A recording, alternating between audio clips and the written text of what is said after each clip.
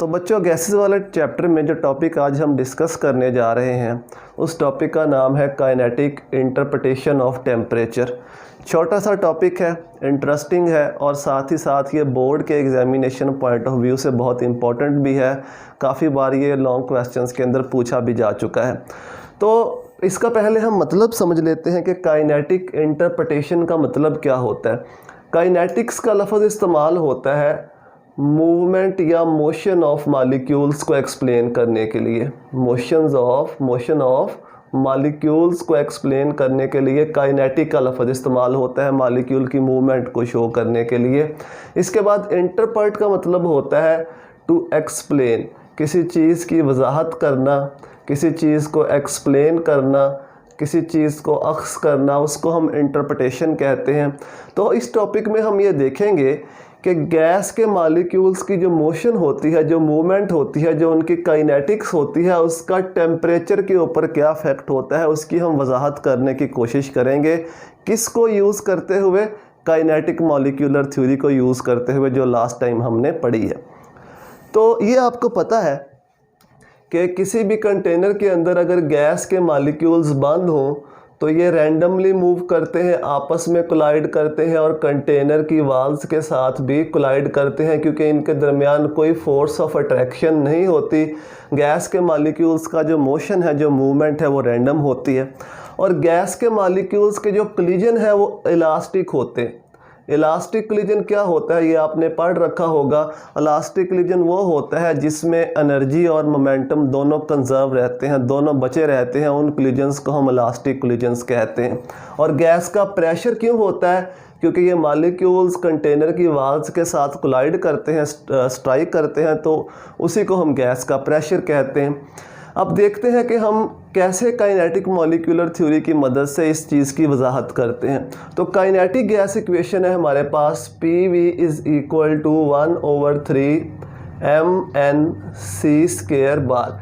P pressure, V volume, M mass of one molecule of gas, N total molecule जितने भी उस mixture के अंदर मॉलिक्यूल होंगे, और C² बार जो है ये एवरेज वेलोसिटी या मीन स्क्वायर वेलोसिटी को रिप्रेजेंट करता है। अब यहाँ से अगर हम गैस के मॉलिक्यूल्स की काइनेटिक एनर्जी देखें पर molecule, kinetic energy of gas molecules पर मॉलिक्यूल, काइनेटिक एनर्जी पर मॉलिक्यूल, ये हम पिछले टॉपिक में पढ़ चुके हैं कि गैस के मॉलिक्यूल्स की जो काइनेटिक एनर्जी है पर मॉलिक्यूल कितनी होती है, उसकी वैल्यू होती है 1/2 mc² बार।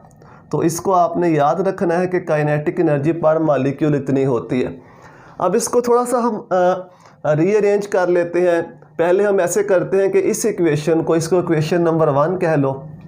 इस इक्वेशन की राइट हैंड साइड को 2 से मल्टीप्लाई कर दो, 2 से डिवाइड कर दो। मल्टीप्लाइंग क्या करेंगे? मल्टीप्लाइंग जैसे हमने एवोगैड्रोस लॉ में किया था, and dividing, multiplying and dividing right hand side of 1/2, यानी इक्वेशन नंबर 1 की राइट हैंड साइड को 2 से मल्टीप्लाई, 2 से डिवाइड, ये राइट हैंड साइड है इसकी। तो इक्वेशन बन जाएगी PV इज़ इक्वल टू 2/2, 2 से मल्टीप्लाई, 2 से divide, 1/3 mNc² bar.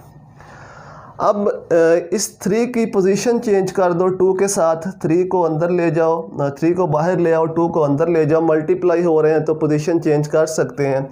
PV is equal to ये हो जाएगा 2/3 इंटू 1/2 mNc² बार।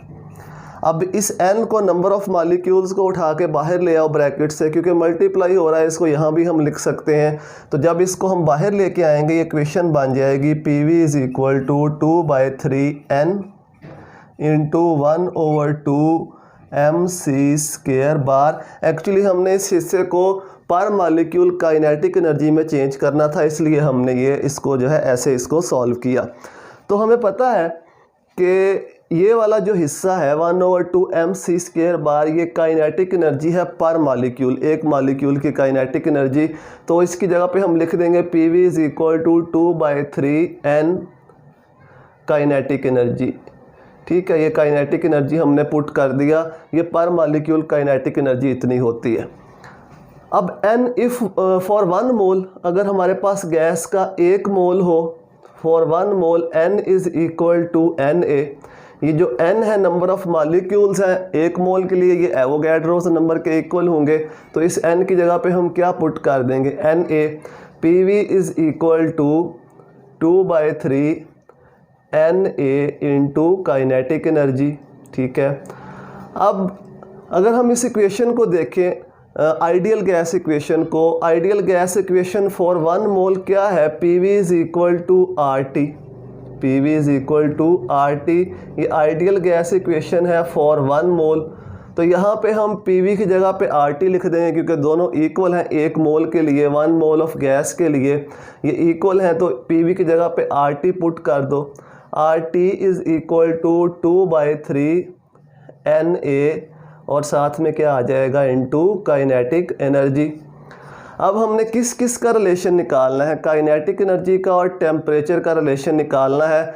तो इसके साथ जितनी भी वैल्यूज़ हैं उठा के इस साइड पे ले जाओ, इस साइड पे ले जाओ।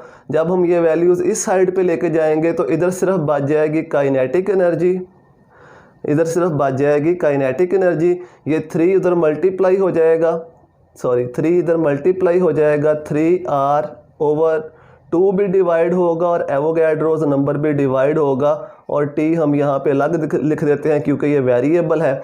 ये सारा फैक्टर जो ब्रैकेट के अंदर मैंने लिखा है रीअरेंज करने के बाद, ये सारा फैक्टर कांस्टेंट है।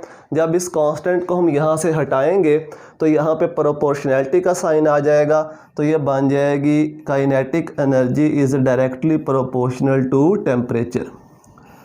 तो यही चीज़ हमने प्रूफ करनी थी काइनेटिक गैस इक्वेशन की मदद से। इसका मतलब है कि अगर गैस के मॉलिक्यूल्स की काइनेटिक एनर्जी बढ़ेगी तो टेम्परेचर भी क्या होगा, इंक्रीज़ होगा। और काइनेटिक एनर्जी किस पे डिपेंड करती होती है, मोशन ऑफ मॉलिक्यूल्स के ऊपर, मूवमेंट ऑफ मॉलिक्यूल्स के ऊपर। मूवमेंट बढ़ेगी, गैस के मॉलिक्यूल्स का मोशन बढ़ेगा, ट्रांसलेटरी मोशन या वाइब्रेटरी मोशन भी होता है सॉलिड के अंदर। ट्रांसलेटरी मोशन बढ़ेगा तो काइनेटिक एनर्जी बढ़ेगी, काइनेटिक एनर्जी बढ़ेगी तो उसके साथ टेम्परेचर भी जो होगा वो इंक्रीज़ होगा। एक दफ़ा फिर मैं जल्दी जल्दी रिपीट कर देता हूँ।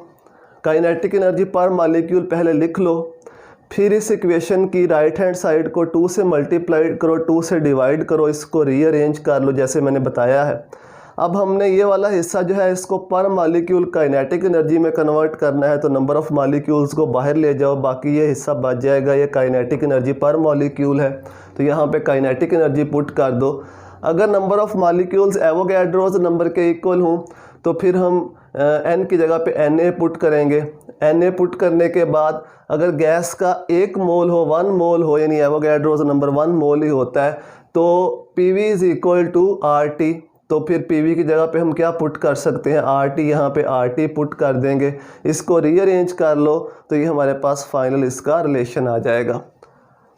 अब इस सारे जो इक्वेशन हमने ड्राइव की है इससे हमें 2-3 चीज़ें पता चलती हैं।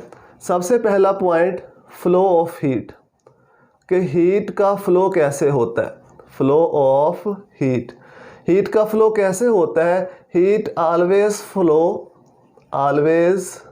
फ्लो फ्रॉम हॉटर बॉडी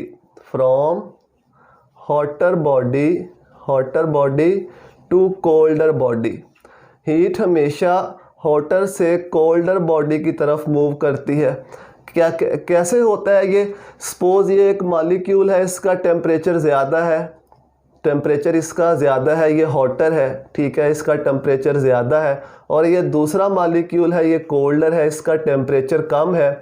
जब ये आपस में कोलाइड करेंगे, आपस में टकराएंगे, तो इनके टकराने से क्या होगा, ये अपनी काइनेटिक एनर्जी शिफ्ट करेगा। ये इसके अंदर क्या शिफ्ट करेगा, अपनी काइनेटिक एनर्जी। और काइनेटिक एनर्जी के साथ क्या शिफ्ट हो रहा है, इसका मतलब अगर काइनेटिक एनर्जी शिफ्ट हो रही है तो इसका मतलब क्या शिफ्ट हो रहा है, टेम्परेचर। काइनेटिक एनर्जी के शिफ्ट करने का मतलब है कि ये अपना टेम्परेचर इसको शिफ्ट कर रहा है, कोल्डर मॉलिक्यूल को। तो इस तरह से अगर एक साइड पे हमारे पास हॉटर बॉडी हो, यानी हॉटर मॉलिक्यूल्स हो, और एक साइड पे कोल्डर मॉलिक्यूल्स हो, दरमियान में सेपरेशन हो, उस सेपरेशन को हम हटा दें तो जो हॉटर मॉलिक्यूल्स होंगे वो कोल्डर से स्ट्राइक करेंगे तो अपनी काइनेटिक एनर्जी को उनके अंदर शिफ्ट करते करते जाएंगे और तब तक ये शिफ्ट करते रहेंगे जब तक इन दोनों बॉडीज़ का, दोनों मॉलिक्यूल्स का जो टेम्परेचर है वो इक्वल ना हो जाए। तो पहली बात तो हमें ये पता चलती है कि हीट का फ्लो हमेशा हॉटर बॉडी से किस तरफ होता है, कोल्डर बॉडी की तरफ। जैसे ही हम फ्रिज का दरवाज़ा खोलते हैं, रेफ्रिजरेटर ओपन करते हैं, तो फ़ौरन जो है वो जो हॉटर मॉलिक्यूल्स होते हैं वो इन होते हैं, वो अपनी हीट को ट्रांसफ़र करना शुरू कर देते हैं, तो जो ठंडक होती है वो कम होना शुरू हो जाती है। दूसरा हमें इससे क्या पता चलता है, सेकंड पॉइंट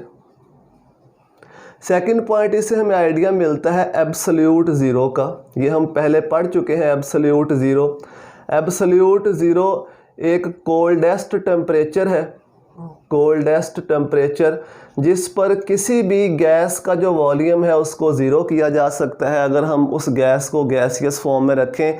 लेकिन हमने ये पढ़ा हुआ है कि ऐसा पॉसिबल नहीं है, किसी गैस को गैसियस फॉर्म में रखते हुए हम इस टेम्परेचर को अचीव नहीं कर सकते। और तीसरा हमें ये पता चलता है कि जो टेम्परेचर होता है किसी भी बॉडी का वो काइनेटिक एनर्जी के क्या होता है, डायरेक्टली प्रोपोर्शनल होता है। काइनेटिक एनर्जी बढ़ेगी तो टेम्परेचर बढ़ेगा, काइनेटिक एनर्जी कम होगी तो टेम्परेचर कम होगा। ये for liquid and solid, liquid and gases, liquid और गैसेस के लिए जो काइनेटिक एनर्जी होती है, काइनेटिक एनर्जी डिपेंड्स, ये किस पे डिपेंड करती है, on translatory motion. Translatory motion वो मोशन होता है जो एक स्ट्रेट लाइन में होता है, उस मोशन को हम ट्रांसलेटरी मोशन कहते हैं। तो लिक्विड और गैसेस के लिए जो काइनेटिक एनर्जी है वो डिपेंड करती है ट्रांसलेटरी मोशन पर। जितना ट्रांसलेटरी मोशन ज़्यादा होगा, काइनेटिक एनर्जी ज़्यादा होगी, उतना ही टेम्परेचर भी ज़्यादा होगा। लेकिन सॉलिड्स के लिए जो काइनेटिक एनर्जी है वो डिपेंड करती होती है, काइनेटिक एनर्जी डिपेंड्स किस चीज़ पे डिपेंड करती है, ऑन वाइब्रेटरी मोशन। क्योंकि जो सॉलिड के पार्टिकल्स हैं वो मूव तो नहीं करते, वो अपनी ही पोजीशन के ऊपर वाइब्रेट करते हैं, तो उसको हम वाइब्रेटरी मोशन कहते हैं। तो जो काइनेटिक एनर्जी है वो किस मोशन पे डिपेंड करती है, वो वाइब्रेटरी मोशन पे डिपेंड करती है। एक और किस्म का मोशन भी होता है, उसको हम रोटेटरी मोशन कहते हैं। तो लिक्विड और गैसेस के लिए जो काइनेटिक एनर्जी है वो ट्रांसलेटरी मोशन पे डिपेंड करती है, और सॉलिड्स के लिए जो काइनेटिक एनर्जी होती है वो डिपेंड करती होती है वाइब्रेटरी मोशन के लिए। तो ये 3-4 बेसिक चीज़ों के बारे में हमें आइडिया मिलता है इस काइनेटिक इंटरप्रिटेशन ऑफ टेम्परेचर, इसकी वजाहत करने से। तो उम्मीद है कि आपको ये समझ आ गया होगा। ये टॉपिक आसान सा टॉपिक है, अगर आपको ये अच्छे लगते हैं, समझ आते हैं लेक्चर, तो दोस्तों के साथ भी इनको शेयर करें, उनको बताएं ताकि वो भी हेल्प ले सकें। दुआओं में याद रखिएगा। अल्लाह हाफिज़।